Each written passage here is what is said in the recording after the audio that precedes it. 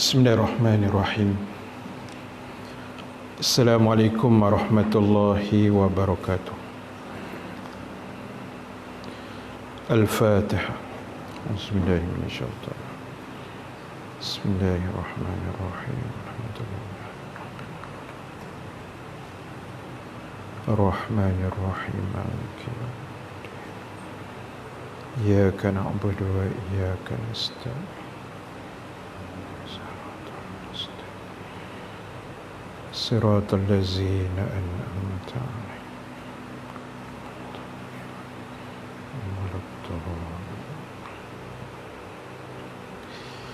الحمد لله رب العالمين والعاقبة للمتقين ولا عدوان إلا على الظالمين. أشهد أن لا إله إلا الله وحده لا شريك له وأشهد أن محمدا عبده ورسوله. اللهم صل وسلم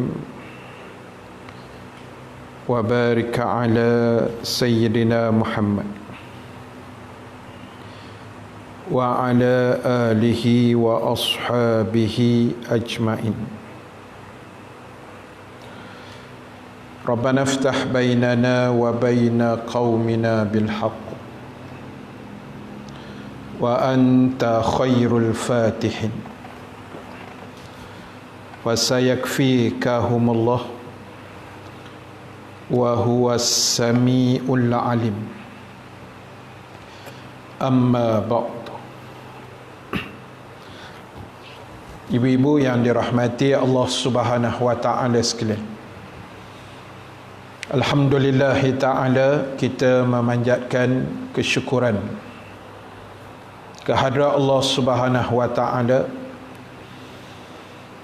Dengan keizinan daripadanya kita dapat sama-sama berhimpun sekali lagi pada pagi ini. Mudah-mudahan pertemuan kita mendapat keberkatan, rahmat dan juga keampunan daripada Allah Subhanahu wa taala, insya-Allah. Ibu-ibu yang dirahmati Allah sekalian, insya-Allah pada pagi ini seperti biasa kita akan sambung perbahasan kita menggunakan kitab Jagalah Allah, Allah menjagamu. Dan kita masih lagi di bawah tajuk besar 10 kriteria. Dan kita masih lagi dalam membahaskan tentang 10 kriteria yang dimiliki oleh para wali Allah, yang secara tidak langsung juga boleh dimiliki oleh kita sebagai orang-orang yang beriman, insya-Allah. Maknanya semua 10 kriteria ini boleh kita ambil untuk kita jadikan sandaran dan juga pengajaran di dalam kehidupan kita. Baik, kita sambung bacaan dalam kitab lama, muka surat 48, kitab ibu-ibu 66, muka surat 66 dan juga muka surat 48. Di bawah tajuk kriteria yang kedua, iaitu menjadikan Rasulullah sallallahu alaihi wasallam sebagai imam, pemimpin dan suri teladan. Jadi kita nak tengok pada pagi ini antara kriteria yang terbaik yang dimiliki oleh para wali Allah iaitu mereka senantiasa menjadikan Rasulullah itu sebagai imam. Imam maksud dia ikutan. Sebab bila kita solat berjamaah, makmum dengan imam, maknanya makmum mengikut imam. Imam itu adalah ikutan kita. So para wali Allah ini senantiasa menjadikan Rasulullah itu idola mereka, pemimpin mereka, dan juga contoh tauladan yang paling terbaik. Baik, cuba kita baca sikit. Para wali Allah Subhanahu wa taala telah pun rela menjadikan Rasulullah sallallahu alaihi wasallam itu sebagai imam, yakni ikutan tadi, dan menjadikan Nabi juga pemimpin dan suri teladan mereka, yakni dengan maksud mereka berhukum dengan hukumnya dan meneladaninya dalam segala tingkah lakunya. Mereka juga memposisikan Rasulullah sallallahu alaihi wasallam sebagai orang yang paling mereka cintai, bahkan lebih dari pendengaran dan penglihatan mereka sendiri. Ibu-ibu yang dirahmati Allah, muslimin muslimat sekalian, pagi ni kita nak tengok macam mana, kalau bahasa moden hari ni kita kata macam mana SOP. Hari ni orang bercakap SOP kan, COVID pun dah makin naik. Jadi bagaimana SOP untuk kita mencintai Rasul yang mulia, berdasarkan kisah sahabat Nabi, ulama-ulama dulu, umat yang terdahulu, rakan-rakan atau sahabat baginda yang mulia. Kita akan tengok nanti satu persatu. Jadi wali-wali Allah dan orang-orang yang beriman, mereka akan senantiasa menjadikan Rasulullah itu nombor satu lah. Dalam sekalian makhluk, Rasulullah itu nombor satu. Kalau keseluruhannya kita kata Allah lah kan, apa hal pun Allah Ta'ala. Tetapi bagi makhluk, kita kena letak Rasulullah itu mengatasi segala-gala.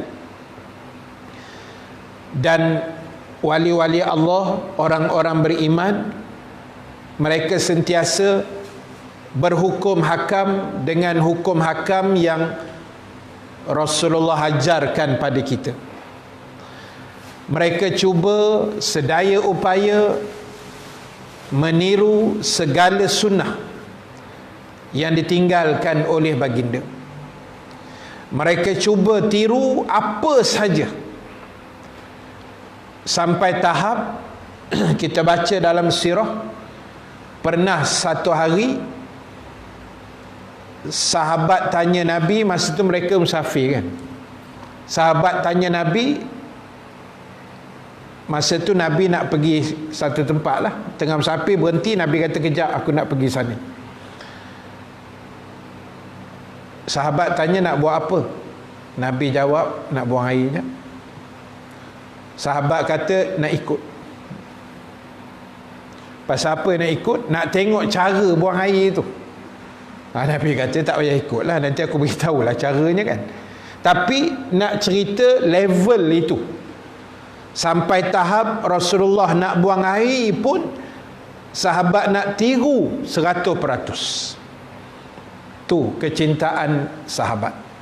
Jadi kita dengan Rasulullah sallallahu alaihi wasallam sudah semakin hari semakin jauh dari sudut kita panggil tempoh. Rasulullah wafat pun dah 1400 tahun lebih, dan jauh juga dari sudut lokasi. Kita di Malaysia, Rasulullah di Madinah Al-Munawwarah. Walaupun seminggu dua ni kita ada sedikitlah kabar-kabar gembira, mudah-mudahan umrah akan dibuka kembali insya-Allah. Walaupun dengan SOP yang agak ketat. Makna keputusan rasmi itu belum ada lah. Bila boleh terbang apa tu belum lagi. Cuma orang kata dia punya hint dan clue tu dah ada. Signal awal tu dah ada. Bila kerajaan Saudi dia dah step by step membuka untuk umrah, bermula dengan lokal dulu, rakyat tempatan, dan kemudian baru negara luar. Dan negara luar ni pula kita dipahamkan dia akan pilih dulu, bukan semua negara. Dan kita harap Malaysia ni terpilih lah insya-Allah, sebab kita ada hubungan yang baik dengan kerajaan Saudi. Dan 3-4 hari lepas saya dapat WhatsApp daripada kawan saya lah yang tinggal di Mekah, lahir di Mekah, mak ayah dia orang Patani. Dan dia WhatsApp pada saya, dia kata, "Ustaz, kan orang Saudi dah boleh start umrah, satu hari 6,000 orang saja." Dia kata, "Ustaz, Alhamdulillah saya dapat buat umrah." Lepas tu dia hantarlah screenshot. Rupanya dia kena register online. Untuk mungkin dia buat macam ni lah, ada satu apps untuk buat umrah ni. So satu hari 6,000 saja. Full satu hari tu 6,000, dia akan tutup lah, mana tak boleh register dah.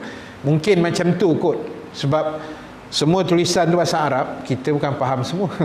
Kan, bolehlah sikit-sikit tengok. Jadi mungkin masa nak pergi buat umrah tu kita tunjuklah apps tu, kan, mana kita dah register, dia lulus, dia dah endorse, mana kita boleh buat umrah untuk hari itu.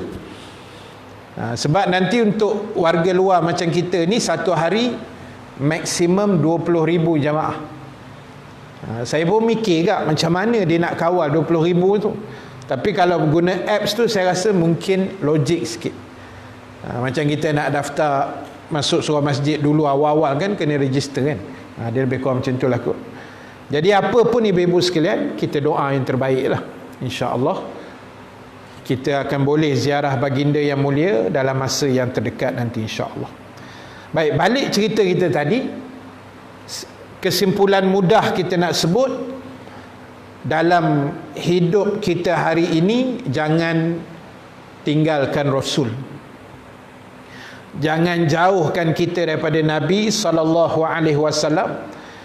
Sebab ulama pernah menyebut, saya lupa nama ulama itu, dia ada sebut dalam kitab dia. Dia kata keperluan kita kepada Rasul, perlunya kita dengan Rasul, makna perlunya hidup kita terhadap Rasulullah sallallahu alaihi wasallam melebihi keperluan oksigen kepada tubuh. Mana kita kata oksigen dengan tubuh kita ni sangat penting lah.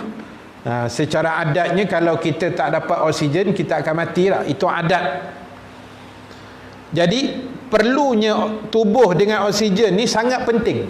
Tapi perlunya kita kepada Rasul, ulama kata melebihi keperluan oksigen kepada tubuh tadi. Mana lebih penting daripada itu. Kita dengan Rasul mengatasi segala-gala. Dia anggap begitulah. Jadi kalau kita boleh faham ungkapan-ungkapan seperti ini, saya sangat yakin dan percaya kita akan ingat pada baginda sentiasa. Baik, cuba tengok ayat itu. Surah An-Nisa ayat 65. Firman Allah, a'udzubillahi minasyaitonir rajim. Fala wa rabbika la yu'minuna hatta yuhakkimuka fima shajara bainahum thumma la yajidu fi anfusihim harajan mimma qadaita wa yusallimu taslima. Sadaqallahul azim. 65 An-Nisa. Ayat 65 An-Nisa ni, ibu-ibu sekalian, ayat tadi itulah, ulama kata ini antara ayat yang paling, antara yang special lah, antara yang luar biasa, antara yang istimewa. Apa sebab ayat ni jadi special? Kerana dalam 6,000 ayat lebih, Quran ada 6,000 ayat lebih, satu-satunya ayat, kalau orang putih panggil apa, one and only, macam itulah kot. Kalau only one, tak tahulah, one and only kot, no? Saya pun tak erti ingat. Saya tahu I love you je. One and only ke apa aku tak tahu. Jadi satu-satunya ayat dalam Quran yang Allah bersumpah dengan zatnya sendiri. Saya ulang balik, specialnya ayat ni 65 An-Nisa, kerana itulah satu-satunya ayat yang Allah Ta'ala bersumpah dengan zatnya sendiri, iaitu fala wa rabbika. Kalau terjemahan dia, maka demi Tuhan kamu. Fala wa rabbika, maka demi Tuhan kamu.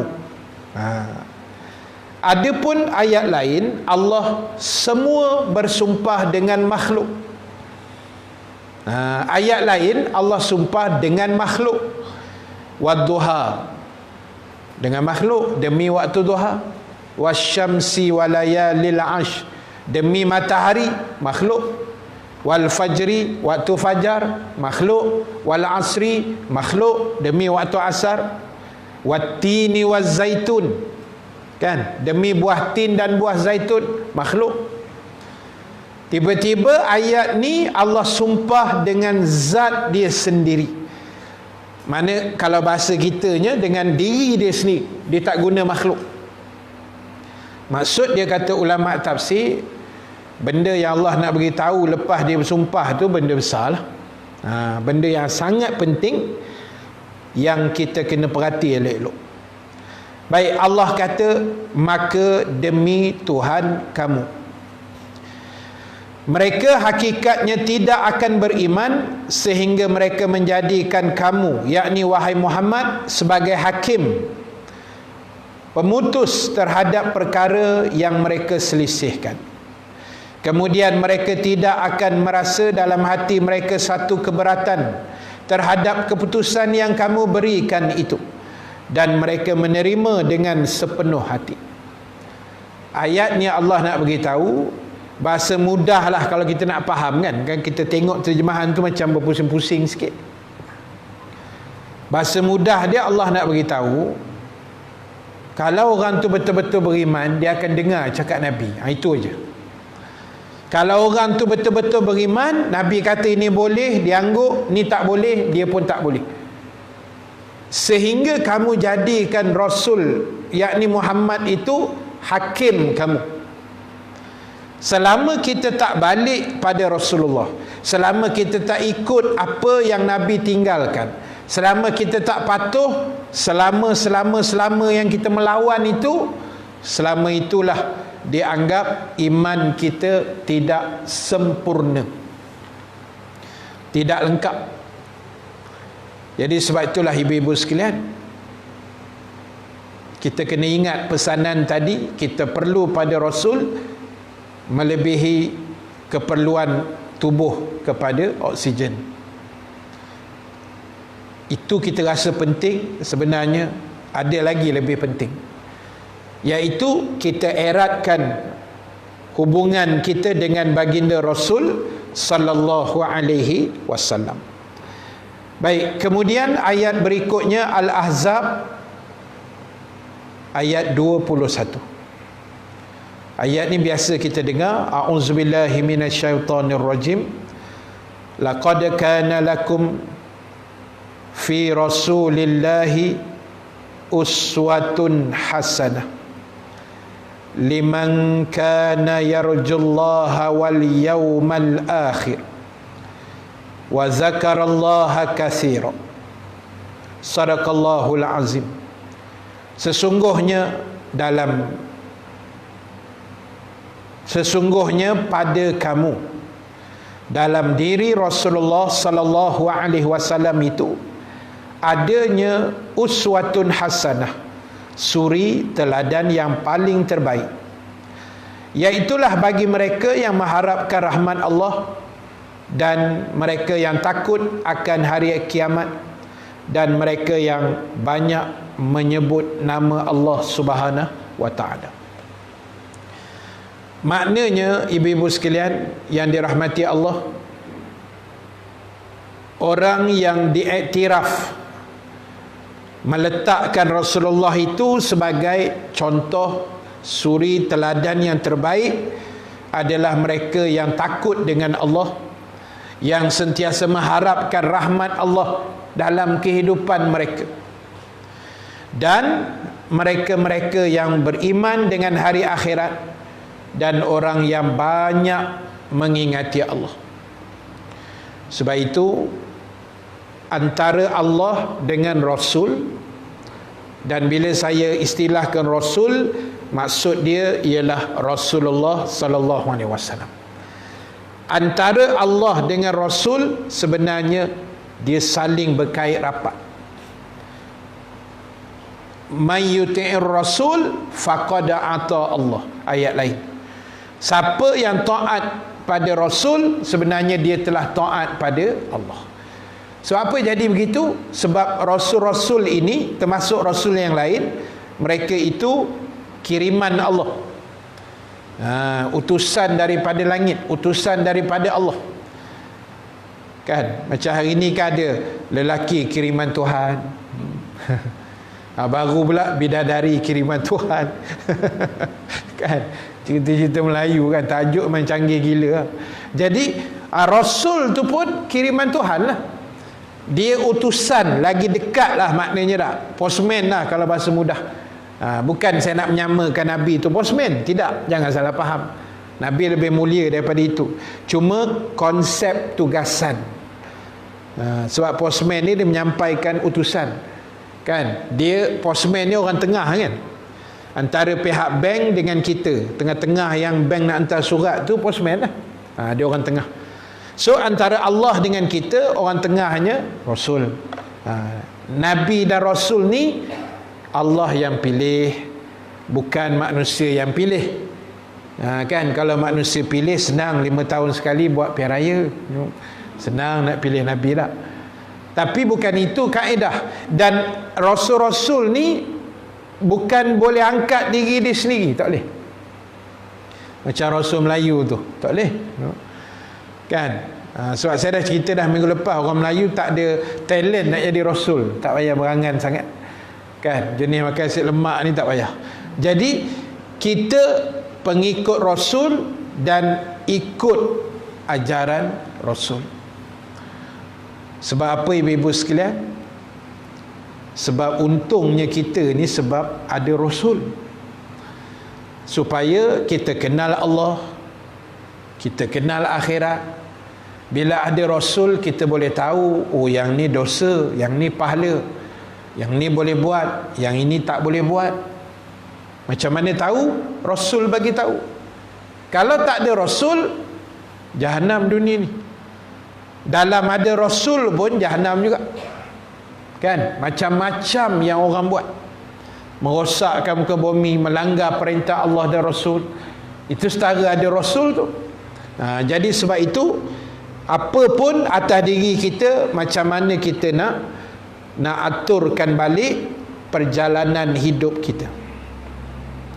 Baik, perenggan-perenggan yang kita nak baca ni adalah beberapa contoh macam mana kecintaan para sahabat, kecintaan tabi'in, generasi yang hidup selepas Rasulullah wafat dan sebagainya.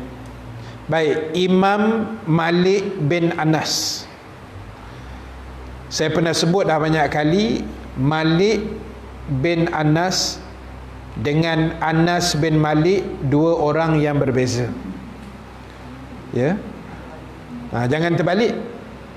Malik bin Anas, Imam Malik, pengasas mazhab Maliki, dan darjatnya adalah tabi'in. Tabi'in ni apa? Tabi'in ni generasi yang hidup selepas Rasulullah wafat. Yang hidup masa Nabi hidup itu sahabat nama dia. Katalah hari ni lahir satu baby dan dia Islam, daripada perut mak ayah dia yang Islam, dan Nabi pun ada masa itu, Nabi masih hidup. Petang Nabi wafat, pagi dia lahir. Ulama kata dia sahabat Nabi. Tapi hari ni dia lahir, subuh tadi Nabi wafat. Dia tu tabi'in. Boleh dapat beza tu. Sahabat yang lahir dan beriman masa Nabi hidup. Dia lahir tu masa Nabi hidup. Yang lahir selepas Nabi wafat dipanggil tabi'in. Malik bin Anas yang kita nak cerita ni, atau kita panggil Imam Malik, pengasas mazhab Maliki, itu ialah tabi'in. Anas bin Malik yang terbalik tadi tu, itu sahabat Nabi. Nampak beza tu? Anas bin Malik itu sahabat Nabi. Sebab itu jangan terbalik, nanti bertukar darjat. Darjat tu bertukar kan, daripada sahabat turun jadi tabi'in, daripada tabi'in naik pula jadi sahabat. Tak boleh. Dari segi hukum dia tak boleh lah. Jadi Anas bin Malik ni dia sahabat Nabi yang dihadiahkan oleh ibunya pada hari Nabi hijrah ke Madinah. Kan ada seorang makcik tua, bila Nabi sampai Madinah, sahabat Madinah yang kaya-kaya ni bagilah hadiah macam-macam kan. Yang bagi kurma-kurma, yang bagi rumah-rumah, yang bagi macam-macam lah. Tiba-tiba datang makcik tua ni, wahai Rasulullah, saya harta tak ada, cemburu juga tengok kawan-kawan lain hadiah macam-macam pada kamu. Saya ada satu benda nak bagi. Saya ada seorang anak, nama dia Anas bin Malik. Dia budak lagi, 9 tahun masa tu, lebih kurang lah 9-10 tahun. Dia budak lagi wahai Rasulullah, tapi dia anak yang baik. Jadi aku hadiahkan, aku wakafkan anak aku Anas bin Malik ini, sepanjang tempoh kamu hidup di Madinah sampai kamu wafat, ambillah anak aku ni, suruhlah buat apa pun dia akan buat. Itu permintaan ibu Anas bin Malik. Lalu dia minta Nabi doakan dua benda. Wahai Rasulullah, aku hadiahkan anak aku Anas bin Malik ini pada kamu, aku wakafkan dia, kamu nak suruh dia buat apa pun buatlah, dia akan buat. Tapi aku minta kamu doakan anak kecil ini dengan dua benda. Yang pertama, doakan dia panjang umurnya, dan yang kedua, doakan banyak zuriatnya. Lalu Nabi kata, okey. Nabi tak kata okey lah, Nabi kata baiklah. Okey tu subtitle. Nabi kata okey lah, aku akan doakan dua benda itu, dan Nabi kata aku tambah satu doa lagi. Allahu Akbar. Untung Anas bin Malik. Apa dia? Nabi kata dua tadi aku akan doa, dia panjang umur dan banyak zuriatnya, dan aku tambah satu lagi, dia mati besok akhirat, dia masuk syurga. Untung Anas bin Malik. Dan riwayat menyebut umur Anas bin Malik melebihi, ketika hari matinya ada yang sebut 111 tahun, ada yang kata 109 tahun. Banyak riwayat lah, tapi 100 tahun ke atas. Itu Anas bin Malik. Dan yang kedua, anak cucu dia sangat ramai, sampai lebih 100 orang. Pasal apa? Berkat doa Rasulullah.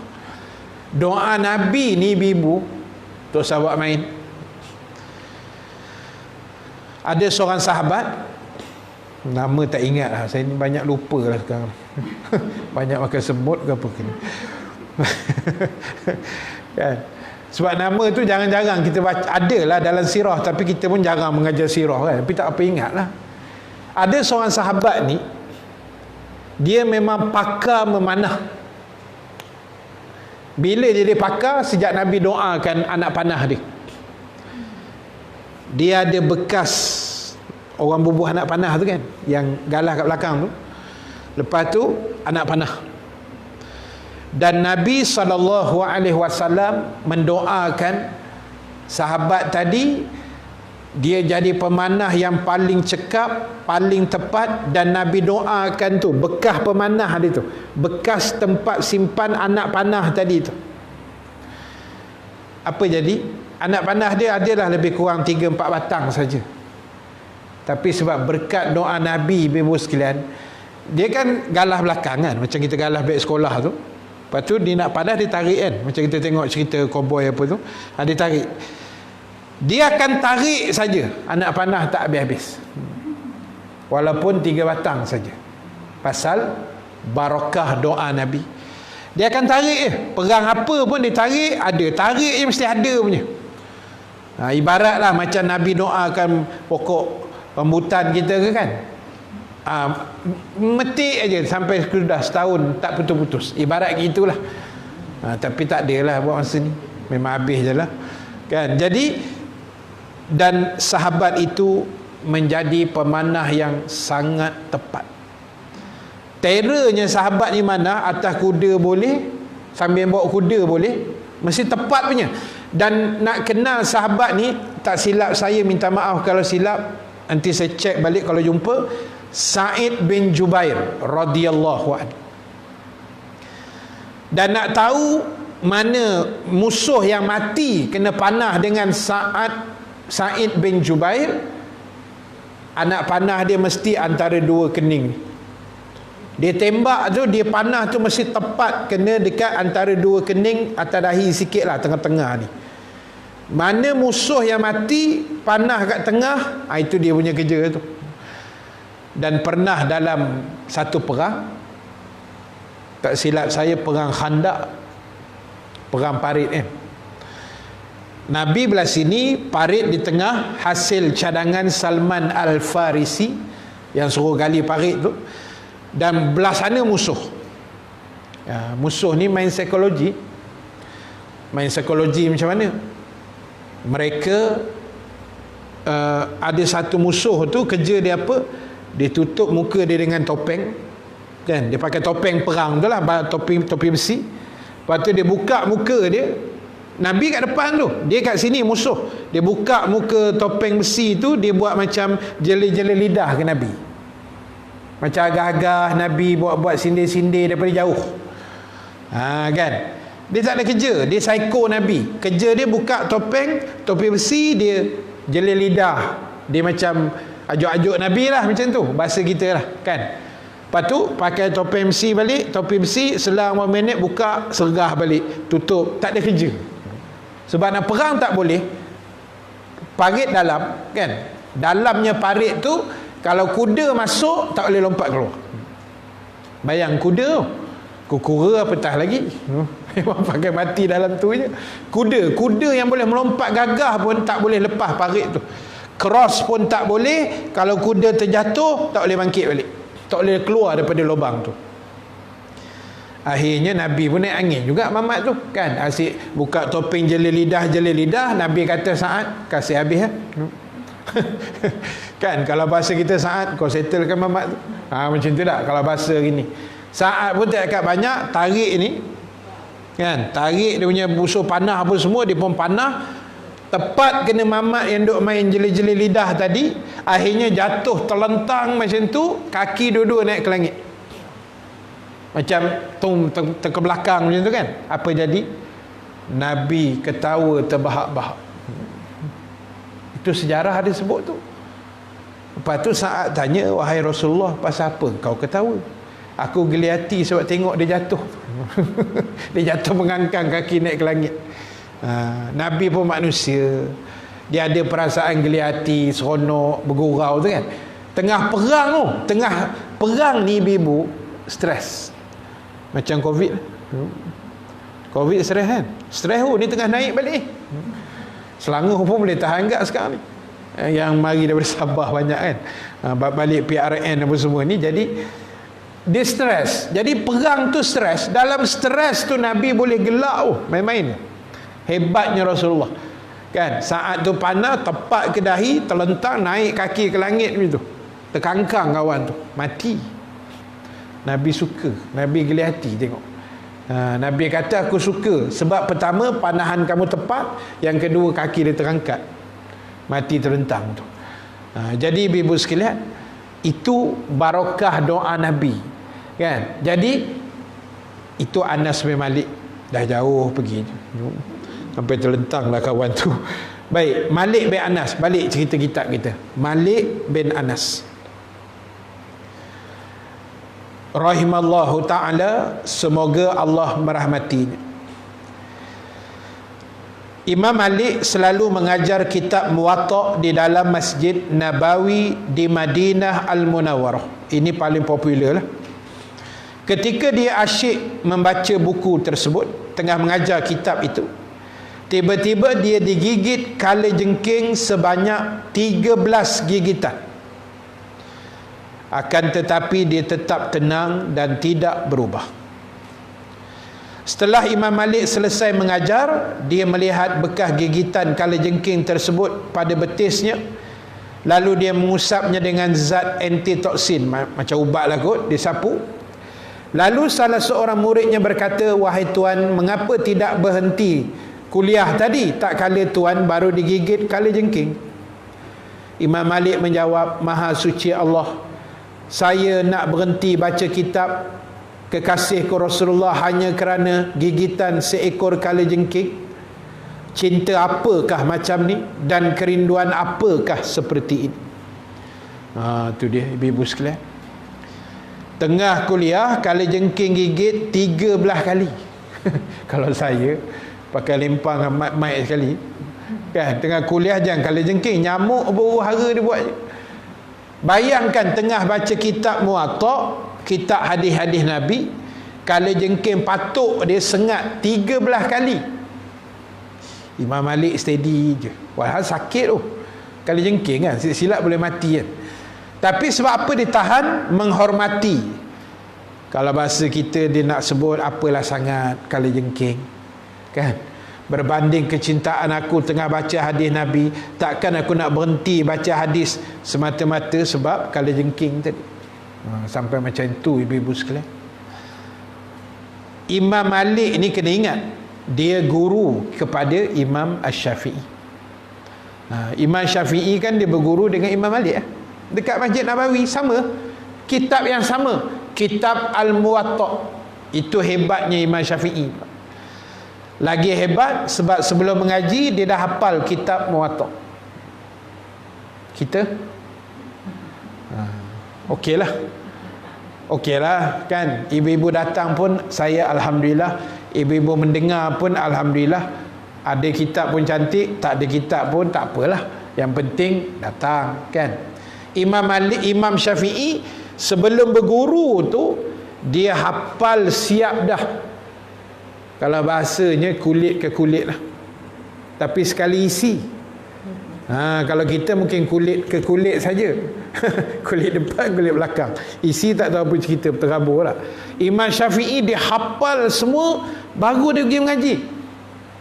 Baik tu masa dia pergi mengaji, dia tak ada buat apa-apa, dia duduk dengar kan. Adalah dicatat sikit dalam riwayat sebut pakai Leo dia kan. Dia ambil, dia tak ada pen apa semua kan, ambil jari tulis.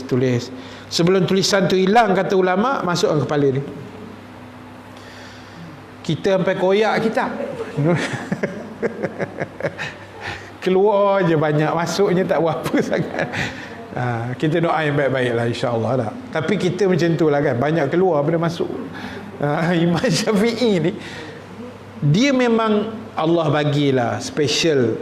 Orang kata IQ dia sangat luar biasa. Kan kita pernah cerita dulu, Imam Syafi'i daripada rumah pergi masjid, masjid balik rumah, dia berjalan tutup telinga. Dia tutup macam ni, lubang telinga ni dia tekan betul-betul, dia pergi masjid, lepas tu dia balik. Sambil pergi balik tu tutup lubang telinga. Orang tanya pasal apa tuan guru berjalan tutup lubang telinga. Dia kata tak boleh, kalau aku buka dua-dua aku dengar orang cakap kiri kanan, semua yang aku dengar aku ingat. Itu yang ditutup. Dan kalau dia baca kitab, ada riwayat juga sebut dia tutup sebelah, lepas tu dia baca sebelah, lepas tu tutup belah sini, baca belah sini pula. Sebab kalau duduk buka, duduk terus masuk, laju sangat. Kita duduk buka ni tak gamak nak cakap apa-apa dah kan. Jadi jauh kita dah. Jadi tak payahlah condemn Imam Syafi'i ni bla bla bla kan. Hari ni ada orang condemn, kata Imam Syafi'i ambil hadis tak kuat lah, pasal kunut. Tak payahlah, kita ni tak setaraf dengan Imam Syafi'i kan. Tak payah, kita ni bismillah ikut saja. Imam Syafi'i berguru dengan Imam Malik sampai dia main jari tu, dia menulis sebenarnya, mencatat apa yang Imam Malik sebut. Tapi dah dia miskin kan, dia hanya minta restu ibunya daripada Makkah. Masa dia duduk Mekah jadi mufti tu, pergi, wahai ibu saya nak mengaji di Madinah. Kata sebab ada Imam Malik ni, ulama hebat. Di Mekah ni tok guru semua dah surrender dah. Di Mekah habis dah tok guru dia belajar, sampai tok guru dia surrender nak mengajar. Tak sungguh ni. Tok guru dia kata, wahai Syafi'i, macam ni lah, kami ni dah tak daya dah nak mengajar ni. Pasal apa tak daya? Pasal bila kami soal engkau boleh jawab. Masalahnya engkau soal kami tak boleh jawab. Terbalik pula kan. Macam saya soal ibu-ibu boleh jawab. Ibu-ibu soal saya tak boleh jawab. Jam tok guru ni. Tok guru dia kata macam ni lah, kau pergi Madinah aje lah. Itu yang dia minta izin ibu dia kan, ambil restu, dia pergi. Imam Malik ni, dia tahu anak murid baru, macam saya lah. Kuliah, bukan saya ni macam Imam Malik, tak. Saya nak beritahu, kita kenal anak murid kan. Mana yang baru datang, yang sesekali datang, kita tahu. Yang kerap datang, kita tahu. Duduk di mana, kita tahu. Bukan duduk rumah, duduk dalam surau ni. Kursinya di mana, position di mana, sebab tak berubah kan. Jadi jangan ubahlah, senang saya nak cam siapa tak datang. Jadi kita tahu, oh ni kosong ni, akak ni tak datang, kan. Jadi Imam Malik pun dia tengok ni siapa pula budak kecil ni. Masa tu dia belasan tahun, baru 13, 14 macam tu lah, form 1, form 2 macam tu kan. Dah lah datang duduk belakang, lepas tu main jari, main-main, macam main-main kan. Itu Imam Malik test dia, kau ni mengaji ke main-main? Dia kata mengaji. Betul aku dah hafal lah kitab ni. Terkejut Imam Malik kan. Imam Malik kata kita test tengok. Dia pun tebuk kan, test, semua boleh jawab. Sejak hari tu dia jadi anak murid kesayangan Imam Malik. Barakah dia tu. Jadi bayangkan ibu-ibu, hebatnya Imam Malik ni, sampai tahap kena gigit kalajengking 13 tan pun dia tak berhenti baca hadis. Hebat kan orang dulu, macam mana mereka mencintai Nabi sampai tahap itu.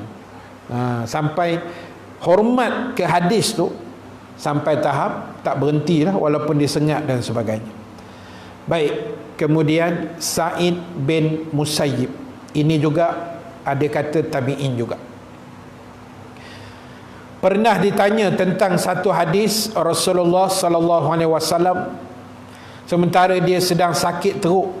Dia tengah sakit ni, Sa'id Musayyib ni, ulama besar juga ni, tengah sakit terbaring. Ada pula orang datang tanya hadis, lalu dia kata, tolong bantu aku untuk duduk, tidak layak aku sebut hadis Rasulullah sementara aku dalam keadaan berbaring.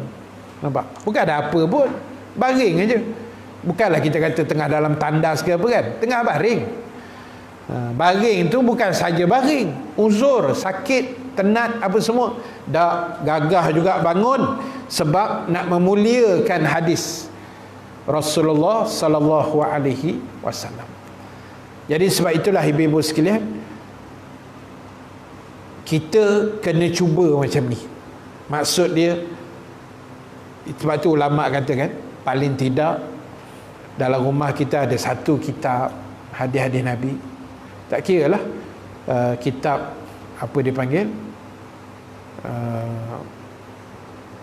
Syama'il Muhammadiyah ke kan, hadis Imam Tirmizi tu yang cerita pasal semua benda yang Nabi alami dalam hidup, yang Nabi suka, warna apa Nabi suka, sikat Nabi apa, buah yang Nabi suka makan, semua ada dalam kitab Syama'il Muhammadiyah. Syama'il Muhammadiyah ni maknanya kesempurnaan peribadi Rasul. Kitab tu boleh belilah, tebal juga kitab tu. Tapi ada terjemahan macam kita baca ni lah. At least adalah satu kitab hadis dalam rumah kita sebagai lambang kecintaan juga.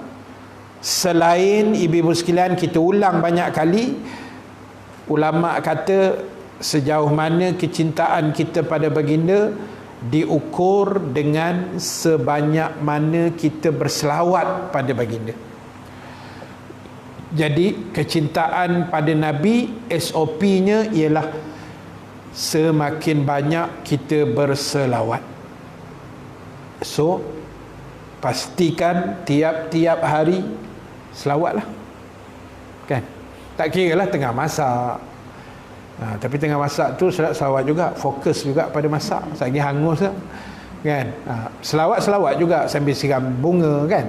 Sambil berehat. Saya tadi mari naik motor hari ni, boleh je atas motor, kan? Daripada diam je, baik berselawat, istighfar, selawat lah. Sebab lagi banyak sebut, makna lagi cinta. Kan fitrah manusia macam tu. Contoh macam zaman ibu-ibu bercinta dulu. Ni saya tak terlibat lah ni contoh saja. Zaman-zaman ibu bercinta, nyorok belakang pintu dulu tu, hari-hari kita sebut nama dia, kan? Ke salah? Macam tak apa mengaku je ni. Kan? Orang kata tak dapat tengok muka ustaz, nampak bumbung pun jadilah. Hari-hari lalu. Kan? Kita berkenan kat dia. Hari-hari lalu depan rumah hintai, tengok tak nampak pula makwu aku ni, kan. Nampak bumbung pun jadilah. Cinta dah. Lagi banyak kita sebut, itu lagi tanda kecintaan kita kepada Rasul sallallahu alaihi wasallam. Itu salah satulah. Yang terbesarnya kita ikut sunnah baginda yang mulia. Baik, lagi baca sikit lagi. Oleh kerana itu, kebanyakan orang-orang yang soleh, kalau melihat tanda dan bekas peninggalan Rasulullah SAW di Madinah Al-Munawwarah dan sekitarnya, mereka akan menangis. Bagaimana kalau mereka melihatnya sendiri secara berdepan? Tengok bekas peninggalan Rasul pun kita boleh menangis. Kan pernah dulu Muzium Negara buat apa? Peninggalan-peninggalan Rasul, kan? Janggut Nabi, rambut, jubah Nabi, replika-replika dan sebagainya. Dan mungkin ibu-ibu pernah ke Turki, kan? Istanbul, pergi Muzium Topkapi tu di Istanbul. Dan saya pernah masuk muzium itu, saya sebenarnya menangis. Bukan kata kita hebat benar cinta Nabi ni, kita belajar juga, kan? Kita upgrade kecintaan tu. Bila kita tengok jubah, pakaian yang compang-camping, kita tengok pedang Rasulullah banding dengan pedang sahabat, kita tengok janggut Nabi, wangian Nabi ni dipanggil kasturi. Nabi tak ada minyak atar, tapi Nabi suka berwangi-wangian. Nabi suka benda yang wangi, kan? Tapi Allah buat fizikal Rasulullah daripada kepala sampai kaki semuanya wangi. Sebab tu mana tempat yang Nabi pergi, Nabi singgah, Nabi pegang, mesti tempat tu wangi. Kan sahabat kata, nak tahu Rasulullah lalu senang je, kawasan tu wangi. Ada sahabat yang pernah ambil peluh Nabi pun wangi. Nabi tidur tengah hari, dipanggil Qailullah, kan? tidur sekejap. Lepas tu tengah hari kan panas kan, berpeluh, ada sahabat diam-diam ambil peluh Nabi sikit tu, dia ambil 2-3 titik, dia ambil pakai sapu tangan macam tisu lah, tuala. Dan kata sahabat tu, demi Allah, dengan 2-3 titik peluh yang aku ambil lap kat badan Nabi yang mulia tu, aku pergi pasar, satu pasar wangi. Aku lalu kampung, satu kampung tu wangi. Bau itu. Dan saya pernah menghidu beberapa antaranya janggut Nabi dalam satu kotak kaca kan, tapi dia buat lubang sikit, kita letak hidung kita kat situ. Ya Allah, wanginya sangat-sangat. Wangi ni kita kata yang seharum kasturi ni, wangian yang tidak pernah ada di mana-mana kedai minyak wangi. Saya kaki minyak atar, ibu-ibu sekalian. Kat rumah saya macam-macam jenis minyak atar. Selagi orang kata sedap je kita beli. Pergi Mekah je balik, kurma nombor 1, minyak atar nombor 2. Kan? Patung unta tu nombor 3 lah. Unta berjoget tu. Jadi wangi tu memang tak ada kat kedai punya. Dekat Gua Uhud, Bukit Uhud yang kita nampak banjaran panjang 7 km tu, dekat Bukit Uhud tu ada Gua Uhud yang dulu boleh panjat dan boleh masuk, tempat sahabat sembunyikan Nabi, bawa lari Nabi ketika Nabi jatuh dalam lubang yang digali oleh munafik dalam perang Uhud, yang patah 2 batang gigi geraham baginda yang mulia, koyak pipi Nabi sebab baju besi yang Nabi pakai tembus kat pipi dia, darah menyembur keluar. Sahabat bawa lari Nabi, pergi rawat dalam gua tu, dan Nabi menyandar pada seketul batu. Dan haji, tak silap saya 2010, saya dapat masuk dalam gua tu. Kena panjat lah kan, kena panjat. Masuk pun gila-gila, 2-3 orang je boleh masuk sebab sempit. Dan bila masuk memang dia mesti menangis lah, ibu-ibu sekalian, mesti menangis. Dan saya dapat duduk di tempat yang Nabi menyandar tu, sebab situ ada satu je. Bila Nabi sandar dekat batu tu melengkung, dia ikut bentuk badan Nabi, batu tu jadi lembut lah, mukjizat kan. Nabi menyandar, batu tu pun di corner ke belakang, macam bentuk punggung kan, duduk macam tu. Saya duduk situ, mudah-mudahan dapat syafaat besok. Dan bila duduk tu, air mata bercurai, pasal wangi yang kita bau tu. Itu pun ada anak murid minta dengki kot, dia tak dapat masuk. Dia kata, tantah orang Arab tuang minyak atas lori kot ustaz lah tu.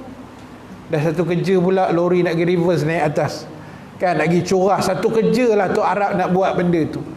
Tapi demi Allah, ibu-ibu sekalian, wangian tu memang tak ada kedai minyak atas. KLCC, kedai Arab yang mahal, Quraisy tu pun memang tak ada bau tu. Bau tu kita bau, dia meremang terus. Dia panggil gitu kan.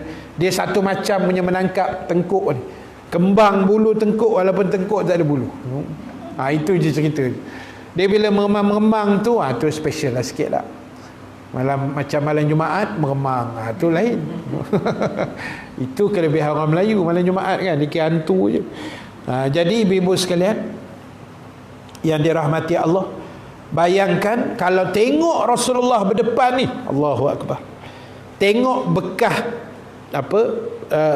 dipanggil kodah ni bekas air Nabi lah, macam tempurung tu, dia panggil kedah lah, ni kodah bekas air Nabi masa Nabi nak wafat tu kan, yang Nabi suruh Aisyah celup air, kain dalam air nak lap masa sakarat tu.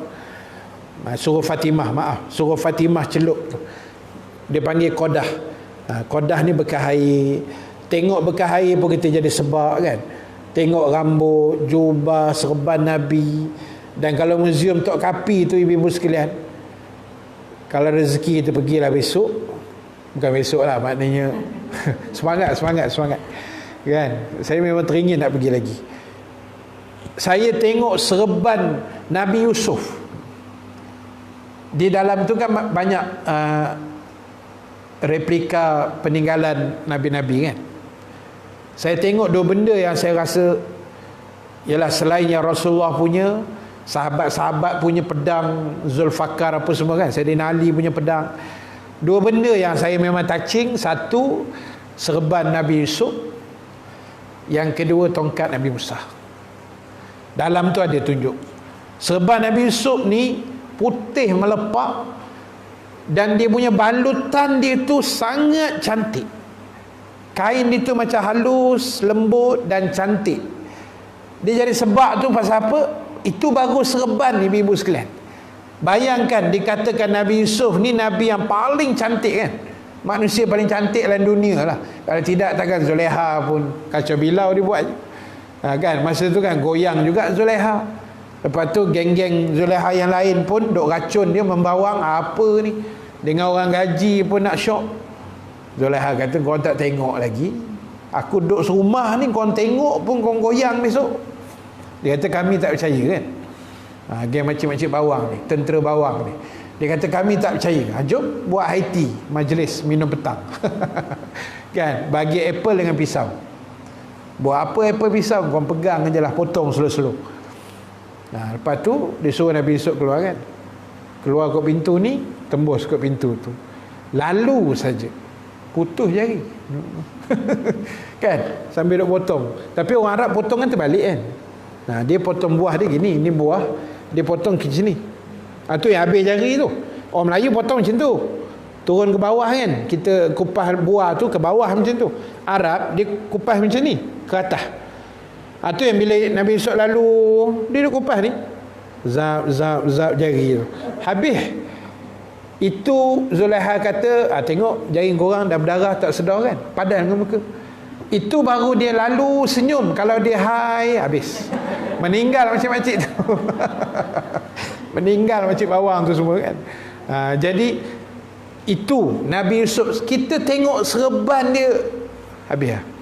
Sebab kita cuba membayang, ya Allah, kalau macam ni lawa serban Nabi Yusuf kan, macam manalah wajahnya yang Zulaiha tergila-gila tu kan, yang akhirnya jadi isteri dia lah. Cuma nak sebut itu sejarah yang ada, kita baru tengok kesan peninggalan barang-barang. Tongkat Nabi Musa, ibu-ibu sekalian, saya rasa besar, saiz dia besar ibu jari kita je. Dia bukan tongkat yang besar-besar sangat, ranting yang halus saja, kecil dan halus. Adalah sedepa dua depa gitu kot, tak panjang mana pun, tongkat kan standard lah, tapi halus dan dia ada cabang sikit. Itu pun bila kita tengok tongkat tu rasa sayu hati kan. Nampak tongkat tu kecil, tapi jiwa Nabi Musa tu besar, dia berlawan dengan Firaun. Itu iktibar. Bila kita tengok, ambil pengajaran, tengok, ambil iktibar, ambil iktibar, ambil iktibar. Bukan orang kata pergi berjalan melancong kosong begitu aja. Jadi sebab itu dia sebut tadi, ulama-ulama dulu kalau dia tengok kesan pun dah menangis kan, peninggalan Rasul, macam rumah Nabi apa semua kan. Bayangkan kalau Rasul tu kita tengok depan biji mata kita.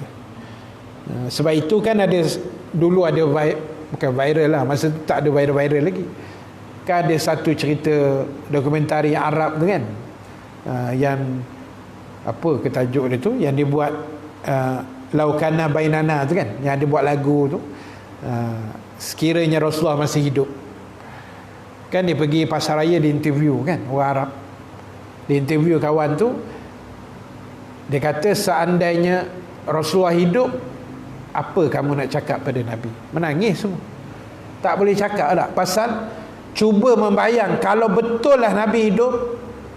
Yalah, pertama kita akan rasa malu tak, dengan dosa kita, dengan kedegilan kita. Tapi bagus kan dia buat rancangan tu, supaya timbul rasa sayang, cinta kita pada Rasulullah sallallahu alaihi wasallam. Baik, saya nak habiskan satu je lagi yang penyair tu. Seorang penyair mengatakan, saya berjalan melintasi rumah di Madinah, iaitu rumah yang di malam hari saya mencium setiap yang mempunyai dinding, satu demi satu. Bukan kecintaan kepada rumah ini yang membuatkan hatiku rindu, akan tetapi kecintaan kepada orang yang pernah bertempat tinggal di dalam rumah-rumah ini. Sampai macam itu ibu-ibu sekalian. Sayangnya mereka pada Rasulullah ni, sampai rumah-rumah Madinah tu diciumnya semua. Menggambarkan Nabi pernah singgah di rumah-rumah itu, Nabi pernah berada di situ kan. Menyebabkan dia nak ambil semangat dan kecintaan itu. Sebab itu ada rezeki kita pergi Madinah besok, ulama kata amalan paling afdal selain kita ziarah Nabi, selain solat berjamaah di Masjid Nabawi apa semua-semua itu, paling afdal kata ulama bila sampai Madinah 3 hari itu perbanyakkan selawat. Dan ulama menganjurkan kita baca selawat Ibrahimiyah. Selawat Ibrahimiyah ni yang tahiyat akhir punya selawat tu kan. Assalamualaikum ayuhan nabi wa rahmatullahi wa barakatuh, assalamu alaina wa ala ibadillahi salihin, asyhadu an la ilaha illallah, sampai habis tu lah. Ibrahim wa ala ali Ibrahim, semua tu. Itu dipanggil selawat Ibrahimiyah. Tapi selawat lain pun tak ada masalah lah, cuma itu ulama anjurkan, insya-Allah. Baik, perenggan yang berikutnya kita akan sambung insya-Allah pada minggu depan. Minggu depan insya-Allah tak ada apa-apa cutian. Mudah-mudahan dengan izin Allah Subhanahu wa taala suatu ketika Rasulullah menoleh ke arah Gunung Uhud. Kita baru cerita Bukit Uhud tadi. Yang itu kita akan baca insya-Allah pada minggu depan dengan izin Allah Subhanahu wa taala. Terima kasih pada semua ibu-ibu yang hadir pada pagi ini, semua sahabat yang menonton live Facebook audio kuliah kita pada pagi ini. Dan terima kasih pada semua. Mudah-mudahan Allah merahmati kita, Allah menjadikan kecintaan kita kepada baginda sallallahu alaihi wasallam dengan lebih hebat lagi insya-Allah. Dan doakan negara kita terus aman makmur, terus selamat daripada bencana Covid. Dan doakan saya jugalah, doakan saya supaya terus sihat, sebab sekejap lagi nak pergi klinik sebenarnya, kan. Doakan terus sihat, sihatlah insya-Allah. Ibu-ibu doakan saya sihat, supaya terus dapat berdakwah. Sebab 2-3 minggu ni lah kot saya jadi macam tidak berpijak di bumi nyata. Wah, lain macam sikit penyakit aku. Dia terawang-awang sikit. Dia macam pening tak pening, dia macam tak stabil kan. Jumpa doktor, itu hari jumpa dah, hari Sabtu tu hari. Doktor tu anak murid kita lah dekat Seri Gombak, klinik keluarga kan, Dr. Suhana tu. Itu anak murid kita yang selalu ikut umrah apa semua, pergi Turki pun dia ikut.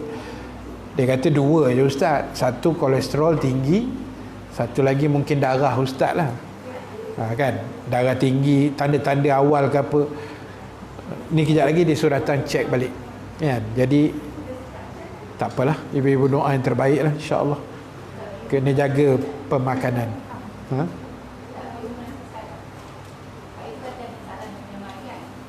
Okey. Alhamdulillah. Insya-Allah. Baik, doakan semua urusan-urusan dipermudahkan insya-Allah. Baik, ada yang komen ni, doakan kita dapat pergi muzium Tok Kapi. Buat trip dengan ustaz katanya. InsyaAllah nanti apa-apa kita wawarkan. Lambat lagi tu, tunggu Covid selesai dulu. Baik, itu saja, terima kasih. InsyaAllah kita jumpa minggu depan. Kita tangguhkan dulu majlis kita dengan tasbih kafarah, suratul As dan bacaan doa. Subhanakallahumma wa bihamdika, nashhadu an la ilaha illa anta, nastaghfiruka wa natubu ilaik. Bismillahirrahmanirrahim. Wal asri innal insana lafi khusr illa allazina amanu wa amilus salihat wa tawasaw bil haqq wa tawasaw bis sabr.